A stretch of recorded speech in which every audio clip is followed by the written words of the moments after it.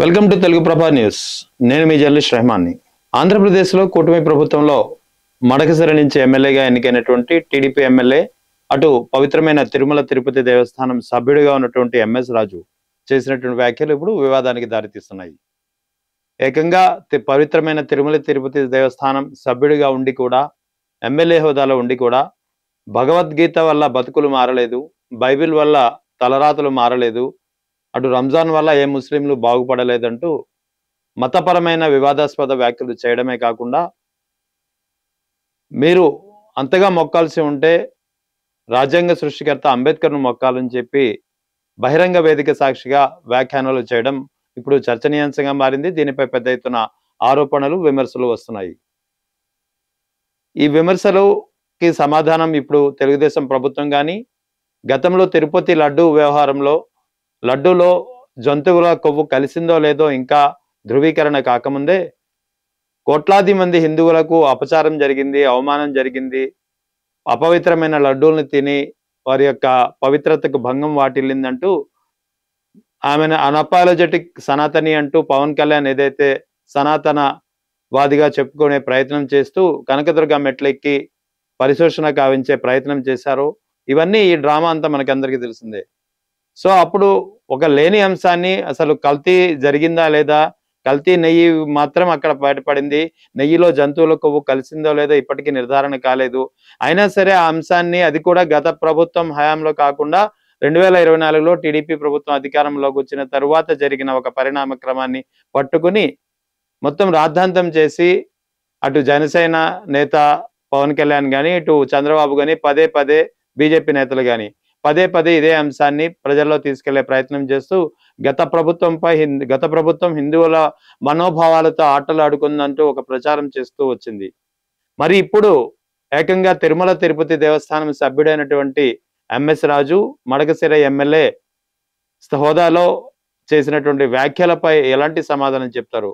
ముందుగా ఎంఎస్ రాజు ఏమన్నారో ఒకసారి చూద్దాం. ముస్లింలు అల్లాహ్ని కొలుస్తారు, క్రైస్తవులు క్రీస్తును కొలుస్తారు.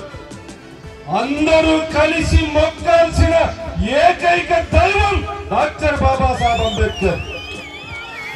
బైబిల్ వల్ల మన జీవితాలు మారలే, భగవద్గీత వల్ల మన బతుకులు బాగుపడలే, రంజాన్ వల్ల ఈ దేశంలో ఉన్నటువంటి ముస్లింల యొక్క తలరాతలు మార్చలే. వీళ్ళందరి తలరాతలు మార్చింది భారత రాజ్యాంగం. చూసారు కదా ఎంఎస్ రాజు ఏం చెప్పారో? ఆయన స్పష్టంగా చెప్పారు, భగవద్గీత వల్ల బతుకులు మారలేదు, బైబిల్ వల్ల ఎవరి తలరాతలు మారలేదు, ఎవరు బాగుపడలేదు, అటు రంజాన్ వల్ల ఏ ముస్లిం కూడా బాగుపడినట్లు దాఖలాలు లేవంటూ, అంతగా కావలిస్తే మీరు మొక్కాల్సింది, మీరు ప్రార్థించాల్సింది రాజ్యాంగ సృష్టికర్త అంబేద్కర్ అంటూ డైరెక్ట్గా పిలుపునివ్వడం అనేది ఇప్పుడు పెద్ద ఎత్తున వివాదానికి కారణమవుతుంది. అంబేద్కర్ని గౌరవించుకోవాలి, కంపల్సరీ, అది ఎవరు కాదనలేని సత్యం. ఎందుకంటే రాజ్యాంగ నిర్మాత, ఎస్సీ ఎస్టీల జీవితాల్లో వెలుగులు రేఖలు నింపిన మహనీయుడు. కానీ అది అంతవరకే. కానీ అంబేద్కర్ను ఆరాధించాలి, ఆరాధ్య దైవం అంబేద్కర్ అంటూ ఒక ఎమ్మెల్యేగా ఉండి టీటీడీ మెంబర్గా ఉన్నటువంటి ఎంఎస్ రాజు ఇటువంటి పిలుపునివ్వడం పట్ల ఇప్పటి వరకు ఇటు తెలుగుదేశం నాయకుల్లో కానీ, చంద్రబాబు నుంచి కానీ, జనసేన అధినేత పవన్ కళ్యాణ్ నుంచి ఎలాంటి స్పందన వ్యక్తం కాలేదు. ఈ అంశంపై ఇప్పటికే ఇటు బీజేపీ నుంచి రాజా సింగ్ కానీ, ఇటు బీజేపీ నేతలు పెద్ద ఎత్తున విమర్శలు కురిపిస్తున్నారు, పెద్ద ఎత్తున దీనిపై మండిపడుతూ స్టేట్మెంట్లు ఇస్తున్నారు. రాజా సింగ్ అయితే నేరుగా ఒక ప్రకటన కూడా విడుదల చేశారు. ఎట్టి పరిస్థితుల్లోని ఇకపై చంద్రబాబు ఇంత భగవద్గీతను ఇంతలా అవమానపరిచే విధంగా మాట్లాడుతుంటే చంద్రబాబు ఏం చేస్తున్నారు? ఇక నుంచి టీటీడీలో పవిత్రమైన తిరుమల తిరుపతి దేవస్థానంలో సభ్యులుగా తీసుకునే వారి యొక్క మత బ్యాక్గ్రౌండ్, మత నేపథ్యాన్ని ఖచ్చితంగా పరిశీలించాలి, వారి యొక్క కండక్ట్ను ఖచ్చితంగా పరిగణలోకి తీసుకున్న తర్వాతే టీటీడీలో సభ్యులుగా నియమించాలంటూ ఆయన కీలకమైన స్టేట్మెంట్ కూడా ఇచ్చారు. ఆ స్టేట్మెంట్ ఏంటో ఒకసారి చూద్దాం. టీటీడీ బోర్డు మెంబర్ మరియు టీడీపీ ఎమ్మెల్యే ఎంఎస్ రాజు అంట భగవద్గీత ఉపయోగమే లేదు ఆ విధంగా ఆయన కామెంట్ చేస్తుండు. నేను మా చంద్రబాబు నాయుడు గారికి ఒక రిక్వెస్ట్ చేయాలనుకుంటున్నాను. ఏ వ్యక్తికి, ఏ రాజకీయ నేతలకి టీటీడీ బోర్డు మెంబర్ పెట్టొచ్చా ఒకసారి మీరు చూడాలి.